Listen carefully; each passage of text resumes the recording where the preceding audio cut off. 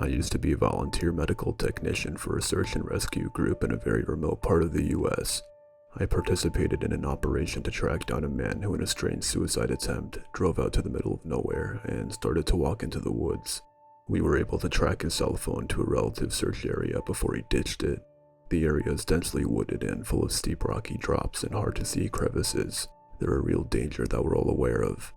Most of the teams have little hope of finding this guy, and if he's badly injured, he'll have to be airlifted out to the nearest hospital, which was 100 miles away. An airlift in this terrain would be very dangerous as well for everyone involved.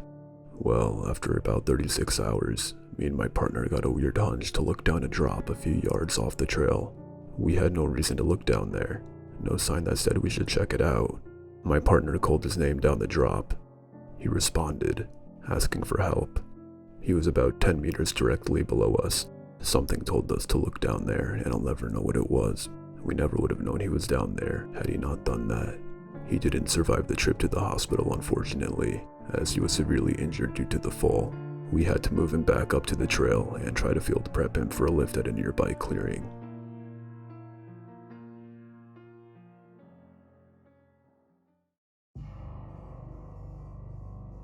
Last year, we got a call for a guy who was under a DUI and had been pulled over. The cop stepped out of his car and the dude took off.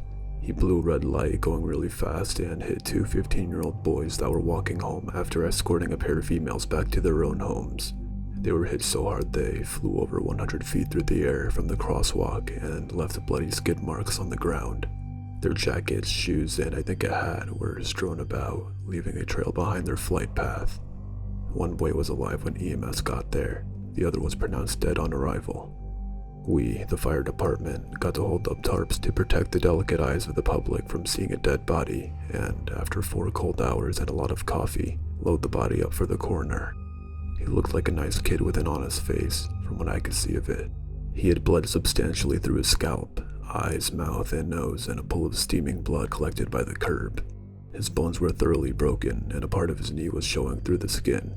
The state police and coroner took pictures and did all that stuff with the spray paint and the numbers that you thought were just for TV.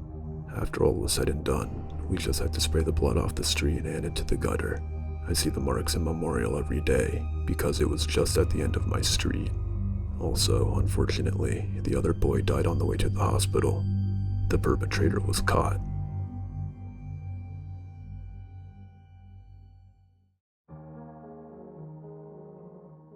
There was a call from dispatch saying a 5-year-old had called, saying her baby brother wasn't breathing.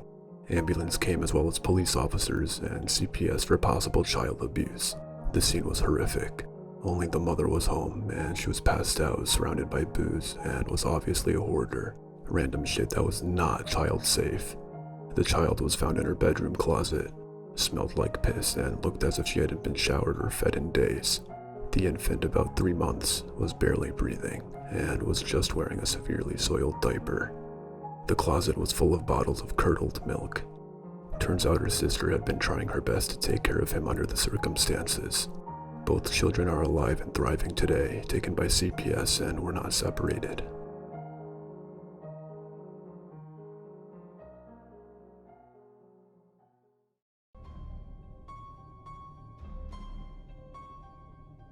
This story's from a coworker of mine who now works at another department. He was dispatched to a call for a man high on PCP at his mother's house, and his family was worried about him. When he arrived, he said it was the bloodiest scene he had ever witnessed in his life. There was blood all over the floor, the walls, and on the ceiling. When he walked all the way into the room, he saw a naked man sitting on the floor, flossing his teeth. Apparently the guy was high on PCP, and he was flossing his teeth with piano wire. It ended up destroying the guy's teeth and gums beyond repair.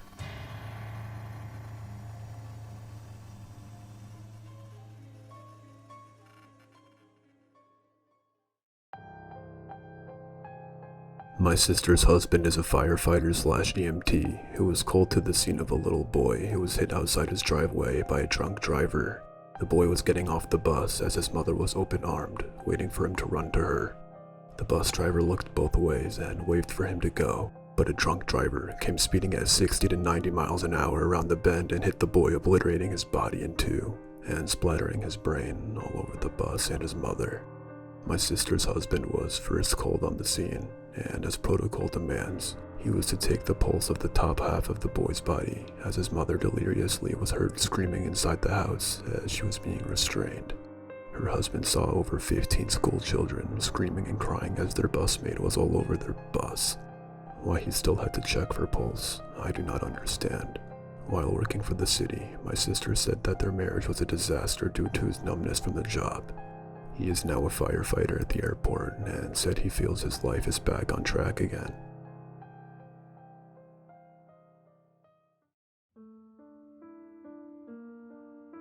A number of years ago, we were called to a body dumped in the stairway of a public housing building. As we arrive, we shove the floor mat into the door to prop it open. A nice young guy gives us a hand and we secure the scene. The deceased had multiple mutilations about his body, slashes, stabs, and burns, yet his clothes were bloodless. Medical examiner arrives. Body is completely drained. The corpse is fresh, as no signs of decomp had set in. The detectives arrive and the investigation begins. We remove the body and resume our duties. A month later, an arrest was made. Remember that nice kid that helped us with the door? He was a friend of the victim. He and a girl had been drinking with the victim. An argument started between them, so they beat the victim unconscious, tethered him to a chair, and proceeded to torture him for 2 whole days. After he died, they drained him in the tub, changed his clothes, opened the apartment door, and threw him down the stairs. In case you were wondering, there were 0 911 calls for the period of time he was being tortured. Those apartment doors are very close together. I would imagine 2 days of torture would make a bit of noise.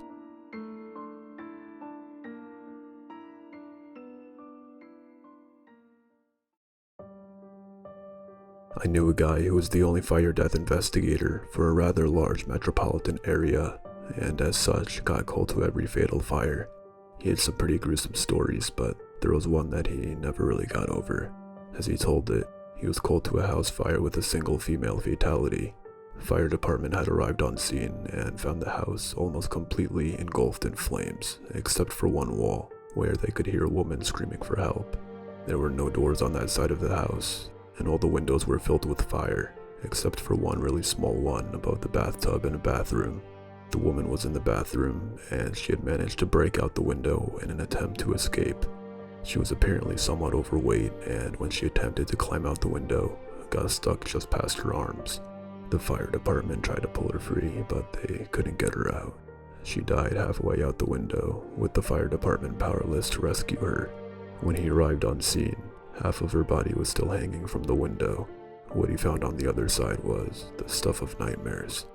Her body on the inside of the house had been burned by the fire, but her insides had poured into the bathtub, a mess of organs, blood, and body parts.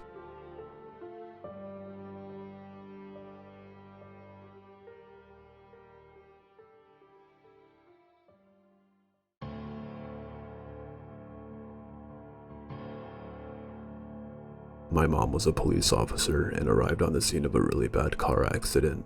When she looked into the window, it turned out to be a friend of hers from high school. The guy was obviously drunk, but fully conscious. He begged her not to file a report, as if between 3 ambulances, 5 cop cars, and 2 totaled cars, no one would notice. The entire front of the car was totaled by the guy who was surprisingly fine. He wasn't bleeding, perfectly lucid, and the only damage on the car was a pushed-in steering wheel. A much older paramedic arrived on the scene who had obviously seen his fair share of accidents. They said he just had a very stone look on his face, and when the police told him the guy was in the car for about 25 minutes, he just began to shake his head. No one could understand why he looked so depressed. After he was loaded into the ambulance and taken to the hospital, my mom called to see how he was doing. It turned out he almost died instantly on the way to the hospital. The busted steering wheel in the car was from a very hard impact, and it turned out he was bleeding out slowly on the inside. It was only a mix of adrenaline and probably the alcohol that kept him conscious and lucid. The paramedic later explained that he's seen it a couple of times before, and they dubbed them the Walking Dead, because they were dead the second the crash happened. They just didn't know it yet.